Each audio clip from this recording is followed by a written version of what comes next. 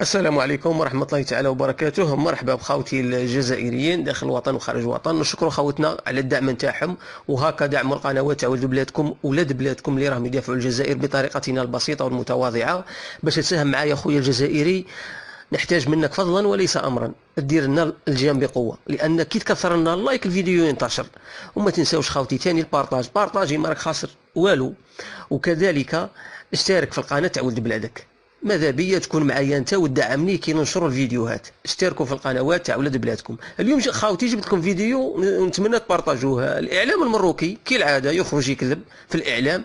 كاينه واحده القمه تعقدها اليابان مع دول افريقيه، وعقدتها مرة في تونس، والمرة هذه راها منعقدة في اليابان. ولكن إعلام المروك ديما يخرج يكذب ويصبح أضحوكة عالمية. خرج وقال باللي اليابان ما حبتش الوفد جمهورية الصحراء الغربية يشارك، وأنها ما تعترفش بها ومجرد حاجة ما هيش كاينة. المهم، لكن حبل الكذب قصير.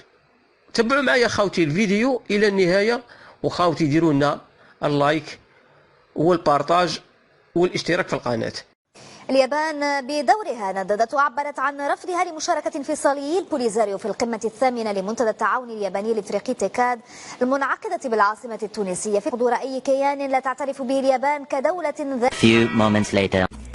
في تصريح حصري حصلت عليه قناة ميديا انتيفي، ردت اليابان على إقحام البوليساريو في الاجتماع الياباني الإفريقي تيكاد في طوكيو، وذلك بالتذكير بوضوح وبشكل رسمي بأنها لا تعترف بالكيان الوهمي، وأن إقحامه لا يغير شيئا في موقف اليابان. وقال الوزير الياباني المنتدب في الشؤون الخارجية فوكازاوا يواشي خلال الجلسة الافتتاحية، قال أن تسلل البوليساريو إلى هذا الاجتماع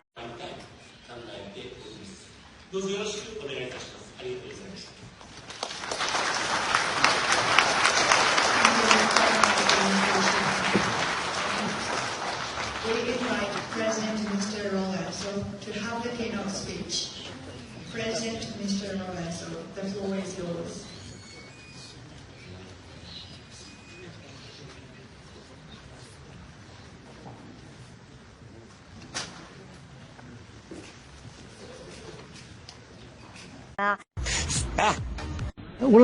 قال أن تسلل البوليساريو إلى هذا الاجتماع صحيح.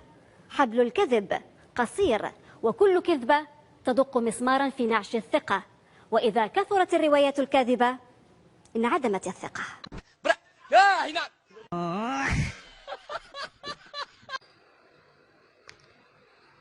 كما شفتوا خاوتي، حبل الكذب قصير. اليابان استقبلت وفد جمهورية الصحراء الغربية ودارت لها حراسة عن طريق فرقة خاصة، لأن واحد المرة الوفد المروكي اعتدى على وفد جمهورية الصحراء الغربية. في هذه المرة اليابان عرفت باللي هذه الدويلة بلطجية، عبارة عن دويلة من الحرامية والبلطجية، دارت فرقة خاصة للدفاع عن أبناء جمهورية الصحراء الغربية، وبالتالي أصبح الكل ينظر إلى الجمهورية الصحراوية.